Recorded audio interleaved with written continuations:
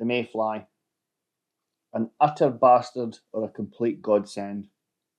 It can either be the high point of the season or in some cases an utter disaster.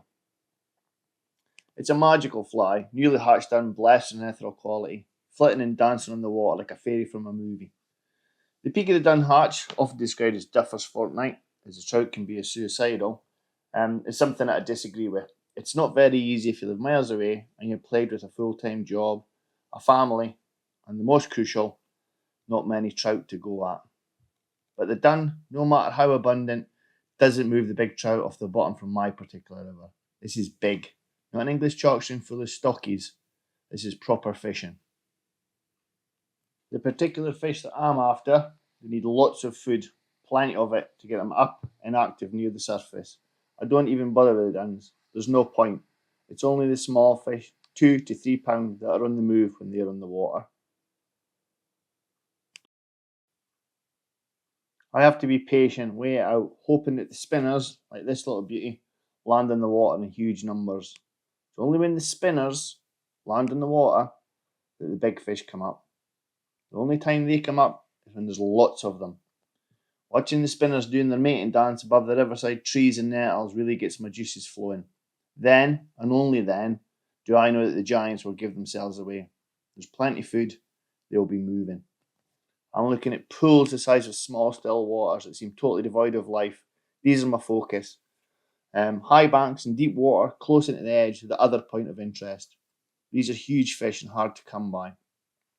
Maybe 1, 2 shots a night are all I'll get at these fish, so I need to be on the money. The wading is brutal, the water is deep, micro drags all over the place. Casting and positioning is crucial.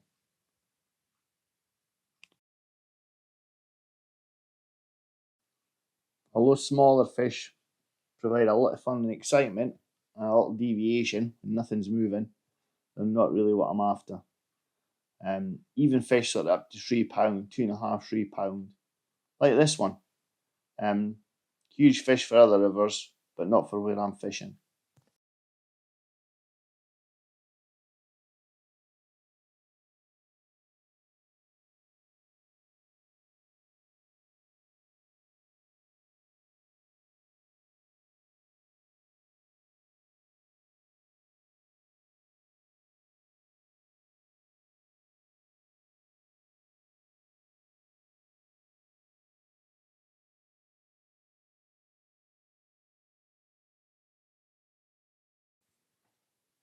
To give you an idea of just how quiet this mayfly fishing can be, especially when you're dealing with big fish.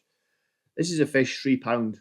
I know it because I caught it, but they very rarely give themselves away. I mean, they're up every 5 minutes, sometimes 10 minutes with the bigger fish. They're not consistently on the surface, which is a bit strange given the amount of food that's there. Now, at this time, it's about 7:30 at night. You can see some duns there, but there's spinners on the water, and it's nice and calm. But this fish I filmed for over 5 minutes, and it only came up once in that 5 minutes. I was lucky to get it. But you can see yourself a nice lazy rise, and this is only a fish at 3 pounds, so it gives you an idea.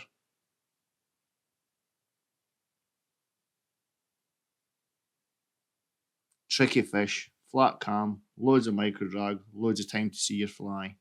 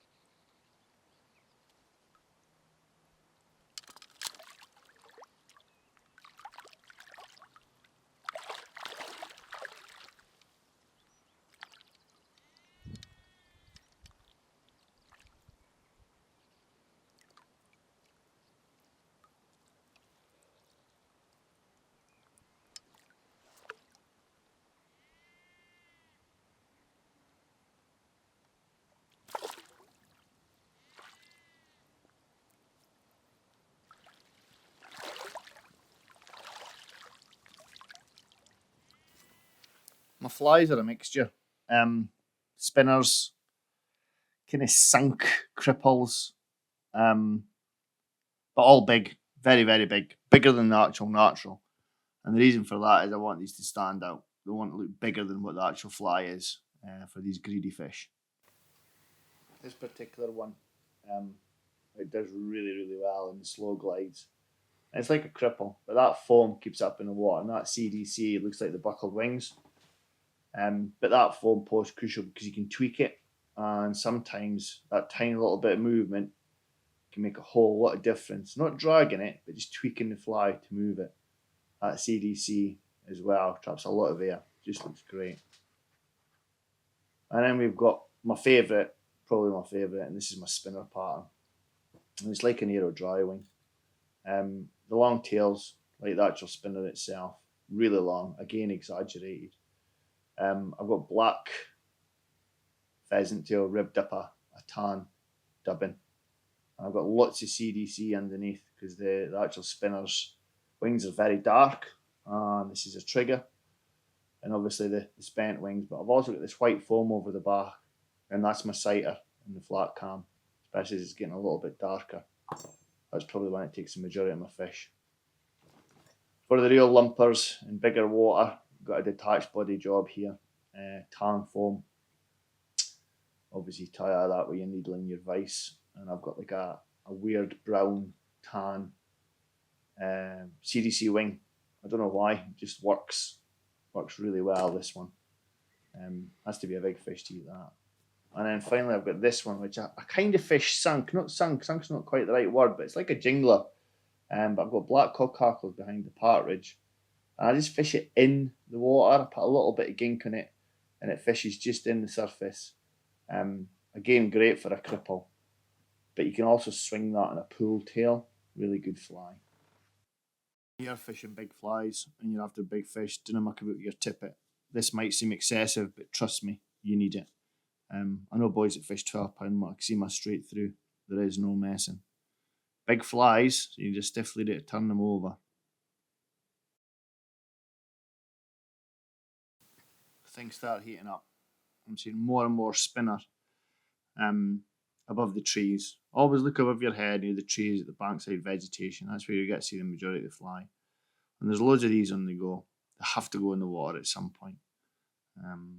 That's your time to be there. So make sure you're there as the spinners are coming in the water. Crucial to the big stuff.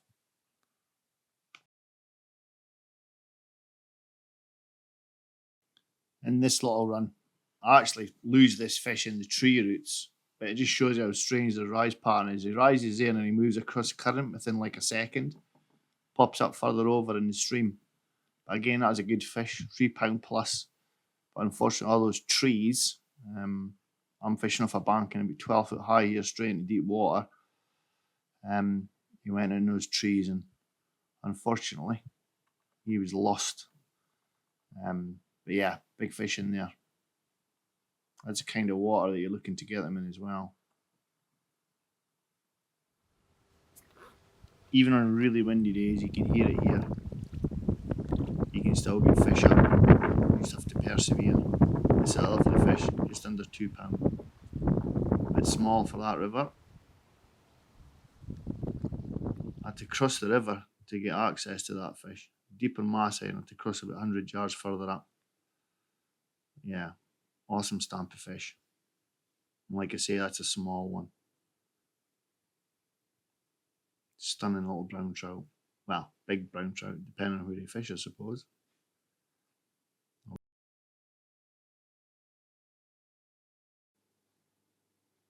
After travelling up and down to the river for 8 nights on the trot, loads of late nights, I finally cracked it. My biggest ever UK brown trout, just a little bit under £5.5. I can't be exact, but that'll do for me. An utter giant. Seen him twice in the space of 15 minutes. Managed to get in the water behind him. Literally a couple of perfect casts. Wouldn't look at it. And I cast over to his right. He'd obviously moved and nailed it. What a fight. What a fish. A dream fulfilled, really. What's even more impressive As I saw one or two fish bigger than him. Giants.